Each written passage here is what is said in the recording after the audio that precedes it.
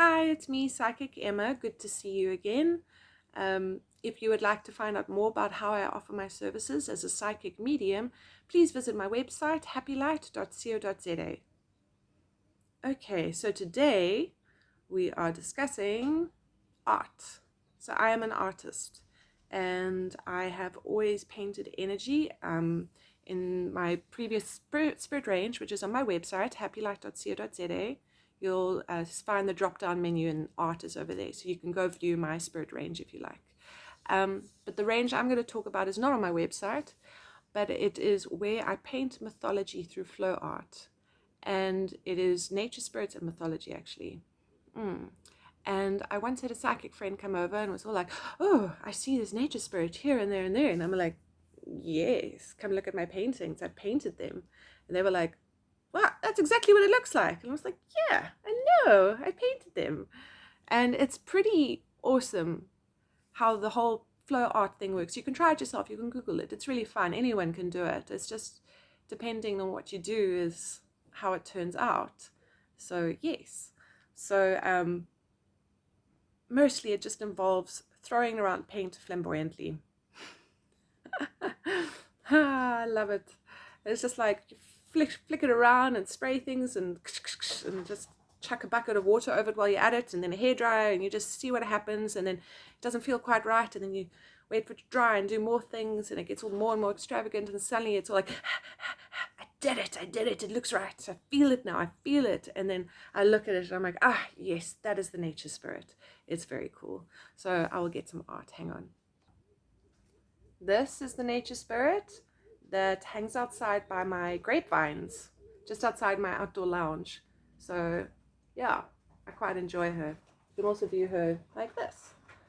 But she's just a very tall elfin creature that likes to watch our brides, and often being a creative, etherical bunch of people, we are often dancing around the fire or having the ceremony of some sort. So then she comes and she likes to watch us, and she's like, ooh, and she just hangs out by her grapevine and peers at us. Very friendly presence though, it's lovely. Let me see if I can find another one. So one time I saw a whale.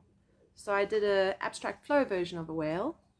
And you see it's pretty. All my paintings have the golden light in it, the golden being. Yay! So I decided to paint the whale, and I really enjoy this. It feels like, I don't know, I just saw a whale and I painted it. That's all I can say.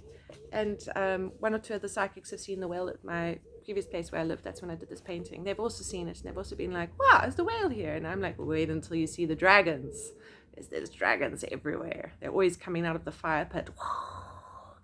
It's amazing. When they circle the fire pit, I mean, my goodness. I don't know, but the elemental world loves me. They're always like, oh, we are here. And then my friends are like, oh, why are there always dragons? Yeah, it's beautiful. There's one female red dragon in particular that really enjoys my my barbecues. I said braais earlier, and I realized not everybody who's watching this is in South Africa, which is where I'm from. Braai is a barbecue. Yes. So that's really fun. A way of tuning into the elemental realm is to call on the spirits. And someone who helps profoundly well with that is Dr. Saskia Von Dieste. She's based in the UK. You can Google her, what's her website? Ecofluency. And it's really good. She did a ceremony with me once when she was visiting in South Africa, and it was so much fun because there's also serpent energy. So often I have another painting with spirals. I'll go get it in a moment. And it's the serpent energy spiraling around the guava tree where I used to live. And she saw it through one of her visions. And this is a telephonic thing that we did though. Then she saw the serpent energy, and I was like, that serpent is always coming out. And I think it's my link with Egypt, because I've had multiple lifetimes in Egypt, but everyone's like, I was Cleopatra, and I'm like, no, I looked after the cat. That's like basically my job. It was my job. I just looked after the cat, and that's it. Yeah. But anyway, so she does that. Dr. Saskia Von Dieste, very talented nature spirit person. Yeah. Ooh, I want to tell you about my past life with a cat. It was so cool. So there was, yes, there was this dark room, but it's like stone. Everything was made out of stone. It was like, it was hard. It wasn't tiles. It was just carved out of stone. And there was this dip, or like a bathtub, into the ground, but just dropped into the ground, and it was filled with water. And there was a lady lying in scented water. And my job was to keep the cats in the room with her while she meditated, basically.